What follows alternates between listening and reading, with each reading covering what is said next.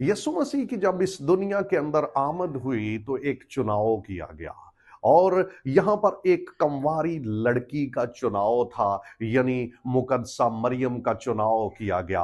और अब भी खुदा का बेटा यीशु मसीह आने वाला है और बाइबल मुकद्दस कहती है कि अब भी चुनाव हो रहा है। वो अपने लिए दुल्हन का इंतखाब कर रहा है।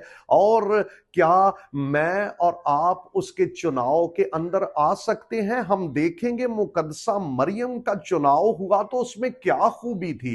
बाइबल मुकद्दस लूका की अंजील में उसके दूसरे बाब में बताती है कि जब मुकद्दसा मरियम का चुनाव किया गया तो मुकद्दसा मरियम ने कहा, मैं खुदावंद की बंदी हूं और मेरे लिए तेरे कौल के मुआफिक हो। अगरचे बहुत मुश्किल काम था और बड़ा मुश्किल डिसीजन था उसके लिए कि लोगों को फेस करना कि कंवारी लड़की हामला है। वो संसार भी किया जा सकता था उसे, लेकिन उसने गुड डिसीजन, खुदा के कलाम को अहमियत दी।